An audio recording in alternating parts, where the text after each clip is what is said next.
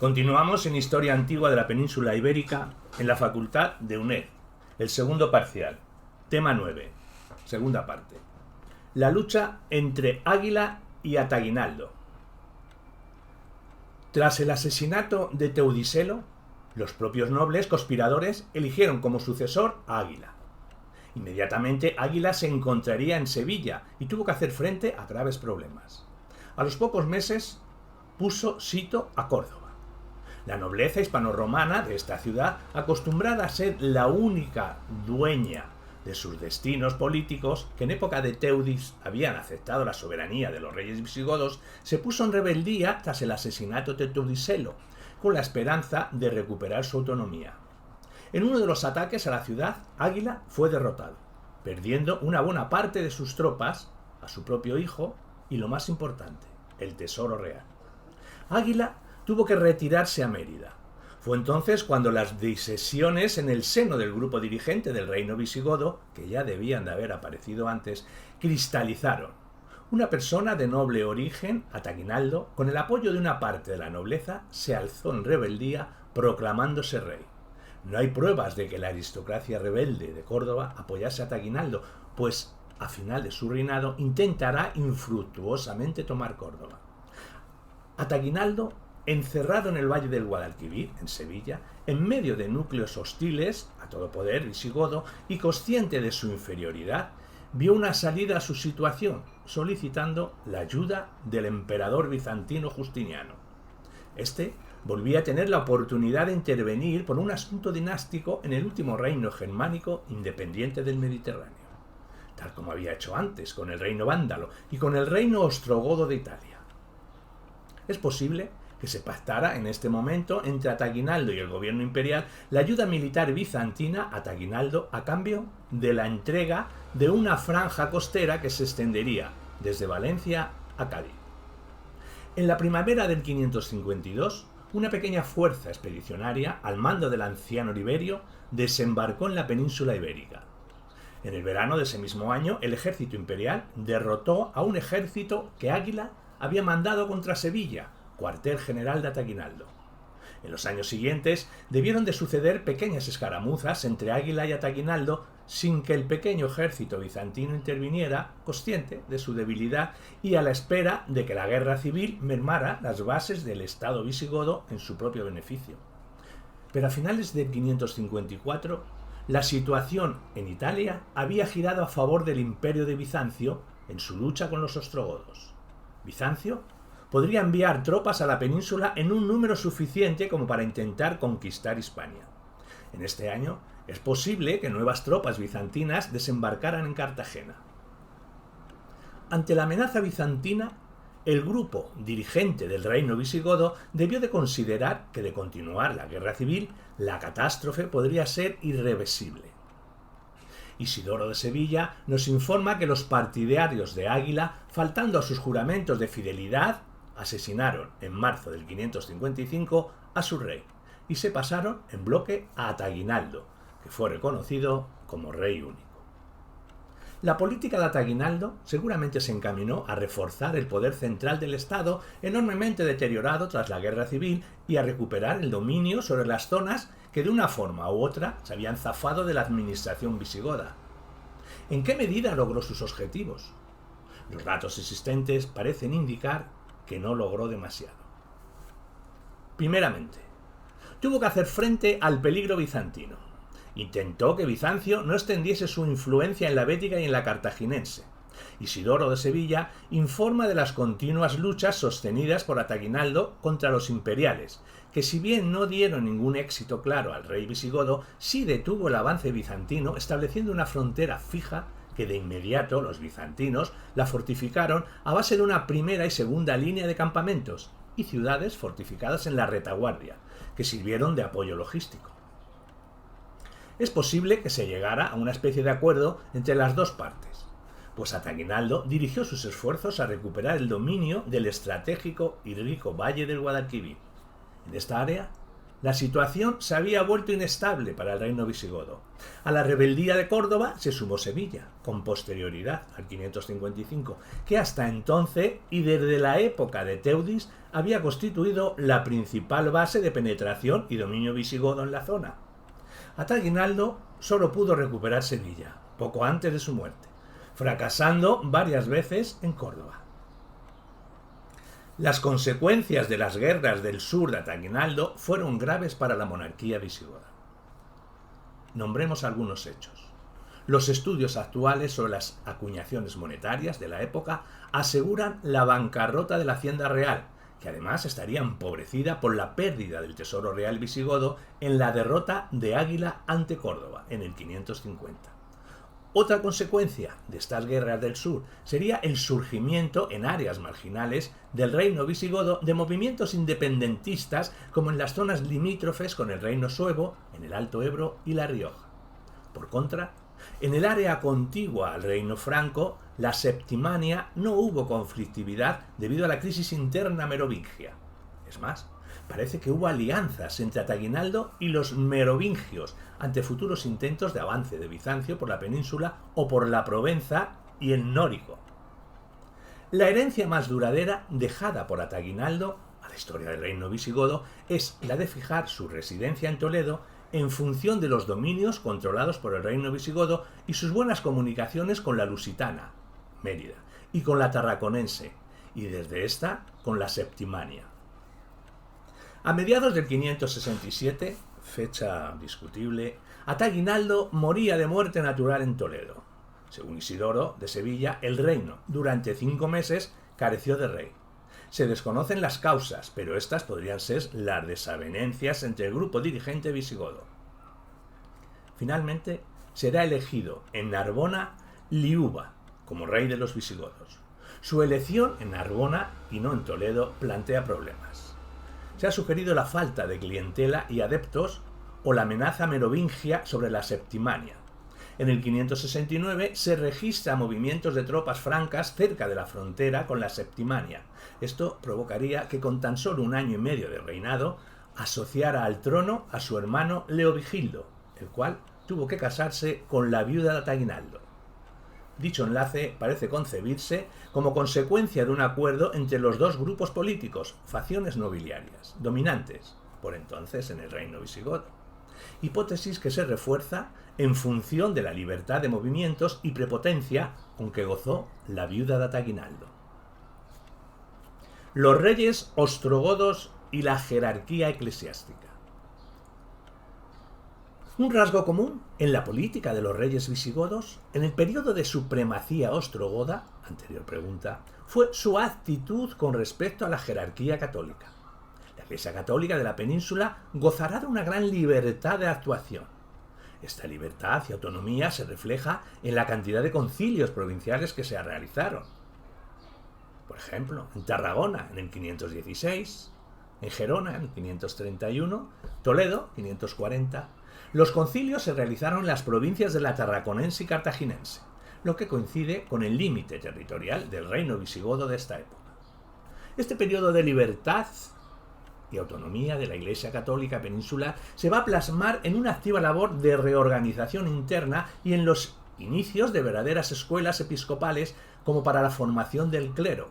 En la obra Las vidas de los padres de Mérida se habla de una escuela existente en la ciudad, Mérida, donde los niños vivían bajo la disciplina de un venerable Praepositus Cellae, y de otra escuela. Será el monasterio de Cauliana, donde otros muchachos aprendían también las letras sagradas. La Iglesia española se preocupaba por mejorar la calidad del clero, regulando la formación de los jóvenes candidatos. Nombremos algunos puntos.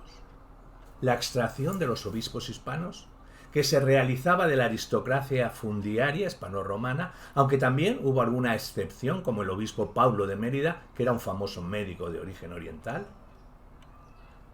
El fruto de la situación de la Iglesia Católica, que fue la elaboración de obras de carácter teológico, exegético, algunas de las cuales tendrán amplia difusión en tiempos posteriores y cuyos autores florecieron en la época de Teudis, como los obispos Justiniano de Valencia, Justo de Urgel, etc.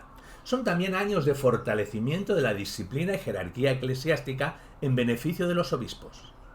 También podríamos nombrar el clima de autonomía y libertad que no se plasmó en la creación de una Iglesia nacional católica en íntima colaboración con el Estado visigodo. Por contra, en este periodo, los contactos de la Iglesia hispánica del reino visigodo y la jerarquía romana fueron más intensos. Por otra parte, los datos referentes a conflictos entre el poder político visigodo arriano y la religión católica fueron escasos, y de raíz principalmente política, como el caso de Marracino, desterrado en Toledo por causa de fe, aunque el destierro de su obispado de Septimania se debería posiblemente a su conspiración contra Amalarico, en favor de Clotilde y posiblemente de los francos. Otro sería un aspecto importante a reseñar el florecimiento en esta época de la vida monástica como se desprende de los textos de los concilios. Juan, obispo de Tarragona, en las primeras décadas del siglo VI había sido un gran propulsor de la vida monástica. Otros obispos, como Sergio, sucesor de Juan, o el obispo Juliano de Valencia, fomentaron la vida monástica. Posteriormente, en la segunda mitad del siglo VI, las aportaciones africanas reforzaron el monocato español. La llegada a las costas levantinas del abad Donato con 70 monjes y su biblioteca dio lugar a la fundación del monasterio servitano en Cuenca. Y poco después, otro africano, el abad Nazto, se estableció cerca de Mérida. Otra manifestación de la vitalidad de la Iglesia hispana en este tiempo fue la construcción o renovación de determinadas iglesias. El obispo Sergio de Tarragona, como el obispo Justiniano de Valencia, restauraron, respectivamente, una iglesia en estado ruinoso. Un último aspecto de la vida de la iglesia en el siglo VI es la acción misionera sobre los visigodos asentados en suelo español. Fruto de esta acción de la Iglesia será la preconversión de varios visigodos que serán ilustres figuras de la jerarquía católica española posteriormente. Con el reinado de Águila del 549 al 555 llegó al poder probablemente de la mano del grupo que planeó el asesinato de Teudicelo y fue el primer monarca de ascendencia visigoda desde Alarico II. Su reinado no se conoce excesivamente, pero está inmerso en una situación política desastrosa y marcada por la división interna de la península en entidades autónomas gobernadas por aristocracias locales u obispos. En este sentido, Águila intentó tomar Córdoba, ciudad que se autogobernaba al margen del reino visigodo, redundando la campaña en su fracaso absoluto y en la retirada de Águila a Mérida. Córdoba mantuvo hasta el 572 su autonomía respecto al poder visigodo. El reinado de Ataquinaldo, 551-555 hasta el 567, y la intervención de los bizantinos en Hispania. El noble godo, Ataquinaldo, desde su base de operaciones en Sevilla, se sublevó contra Águila a raíz del desastre de Córdoba. Al no obtener el éxito deseado, pidió ayuda al rey bizantino Justiniano. Este se decidió finalmente a favor de la intervención armada en Hispania, principalmente por dos causas. Una, su estrategia de restauración del imperio, que le exigía intentar restablecer las antiguas fronteras de este, y dos, las posesiones bizantinas del norte de África que necesitaban mayor seguridad para poder entablar relaciones comerciales normales y los visigodos. Como habían desmontado en tiempos de Teudis, eran la principal amenaza en este sentido. Así pues, Justiniano accedió a ayudar a Ataquinaldo y un ejército bizantino desembarcó en Hispania en el 552. Junto a las tropas de Ataquinaldo derrotaron a Águila y aún siguió la guerra durante 3 años más. Finalmente, ante la situación interminable que se vislumbraba, los propios partidarios de Águila le asesinaron en Mérida y aceptaron a Ataquinaldo como rey en marzo del 555. Aunque tras su triunfo Ataquinaldo intentó echar a los bizantinos de la península, estos ya se habían hecho fuertes en Medina Sidonia, Málaga y Cartagena. Acabaron institucionalizando la provincial imperial de España y firmaron un tratado que al parecer era desfavorable para los visigodos. En política interior, Ataquinaldo tampoco logró someter a las comunidades locales de la Bética que se gestionaban autónomamente, fracasando como su predecesor en la toma de Córdoba de manera repetida. El gasto generado en estas campañas desembocó en una crisis financiera desastrosa. Por otra parte, el reino fijó su residencia en Toledo, que se convirtió en urbe regia. Las relaciones con los francos se estrecharon gracias a las iniciativas matrimoniales de los propios reyes francos. Esta situación se degradó y degeneró en luchas sangrientas tras el asesinato por parte de Chilperico de Neustrasia, de su esposa visigoda Gasvinta. La renovación y consolidación del reino suevo. La brusca interrupción de la crónica del obispo Idacio en el 469 deja en la más absoluta falta de noticias sobre el posterior evolución del reino suevo. A partir aproximadamente del 550 contamos con datos transmitidos por Gregorio de Tours y Juan de Viclara, de donde los suele tomar Isidoro de Sevilla, siempre que estén en relación con acontecimientos de Galia Merovingia o del reino visigodo. La falta de fuentes de noticias para el reino suevo durante más de 80 años, a partir de 469, es muy importante, ya que durante este espacio de tiempo debió de consolidarse el reino suevo, que ocuparía la zona noroeste de la península, con límite meridional en el Tajo oriental hacia el Esla, y la integración de la población germánica con la galaico-romana. La falta de noticias durante estos 80 años ha hecho pensar a los historiadores modernos de una época pacífica para el reino suevo. Esta hipótesis se fundamenta en dos aspectos. En las crónicas de los años inmediatos al 469 se observa por parte de la aristocracia romana cierto interés de lograr un entendimiento y coexistencia pacífica con los germanos del reino suevo. El único documento sobre el reino suevo anterior al 550, la carta enviada en el 538 por el Papa Vigilio al obispo de Praga, que permite observar la completa libertad y autonomía de que por entonces gozaba la Iglesia católica en el seno de un reino suevo confesionalmente arriano. La jerarquía católica podía comunicarse libremente con el exterior, edificar iglesias y hacer proselitismo de este credo. Esta tendencia de integración entre las aristocracias hispano-romanas y germanas y por consiguiente de la población en general pudo desarrollarse en un clima de paz exterior. El relativo aislamiento geográfico y su relativa pobreza, unido a los difíciles momentos de la monarquía visigoda, parece indicar que durante los 60 y pico primeros años del siglo VI, la real y efectiva independencia del reino suevo con respecto a los visigodos se consolidó por entero. En este clima pacífico, interior y exterior, de casi aislamiento con el mundo circundante, se produjo el acontecimiento definitivo de dicho proceso de integración entre el elemento dirigente suevo e hispano-romano. La conversión al catolicismo de la familia real y su corte. Este acontecimiento es descrito en dos tradiciones historiográficas distintas. Según Gregorio de Tours, la conversión se produjo con el rey Chariarico, en torno al 550. Pero para Isidoro de Sevilla fue 20 años después, y por el rey Teodomiro. Además, el problema se complica cuando se intenta establecer una secuencia cronológica de estos dos soberanos y otros dos más, Ariamiro y Mirón. El problema parece resuelto por Skarferdik, tras realizar un análisis de las fuentes de información. Según él, con Chariarico, 550, 58, 59, se produciría la conversión al catolicismo bajo el influjo franco y la actividad misionera de Martín de Braga. Entre el 558 y 559 y el primer concilio de Braga, en el 561, se situaría el reinado de Ariamiro. Entre el 561 y el 570 habría ocupado el trono suevo Teodomiro, a quien le sucedería, a partir de este año, Mirón. Independientemente de la problemática anteriormente descrita, lo que sí está claro es que la influencia de Martín de Braga en la conversión católica de la realeza sueva, que es una conversión que hay que situarla en un contexto en la que convergen varias tendencias.